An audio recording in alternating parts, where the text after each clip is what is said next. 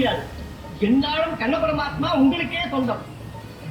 நாரதா, துவாரகாபுரியில் ஆட்சிபடத்தில் அமர்ந்திருக்கும் என்னை இப்படி துலாக்கோலில் கொண்டு வந்து உட்கார வைத்திருக்கிறாயே, உனக்கு நான் என்னப்பா தவறு செய்தேன்? நீங்கள் எனக்கு சொந்தமான பிறகு என் உத்தரவில்லாமல் பேசவே கூடாது. கையிடுங்கள், வாய் மூடுங்கள். மூச்சு. பாமா, நாரதன் பழி தீர்த்துக் கொள்ளுகிறான், நீயும் பார்த்துக் கொண்டு பேசாமல் இருக்கிறாயே. எத்தனை பேரை பழி தீர்த்துக் கொண்டீர்கள், அதற்கெல்லாம் பலனை அனுபவிக்க வேண்டாமா? உங்களுக்கு இதுவும் வேண்டும், இன்னமும் வேண்டும். நாரதா, சரி, என் நகைகள், ஆபரண வகைகள் அத்தனையும் கொண்டு வந்து வையுங்கள்.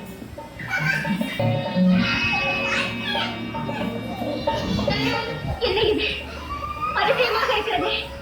எவ்வளவு பொருள்களை வைத்துவிட்டு தட்டுகள் இன்னும் சமத்திற்கு வரவில்லையே. அதுதான் தேவி எனக்கு புரியவில்லை. இப்போது என்ன செய்வது? நாரதரே, தட்டுகள் இரண்டும் சமநிலைக்கு சொன்னேனே, என் பேச்சை கேட்டாயா? ஆடினாயே. அனுபவி. போதும், எனக்கு கோபத்தை உண்டாக்காதீர்கள். எல்லாம் உங்களால் வந்த வினை. நாரதரே, இதற்கு என்ன செய்வது?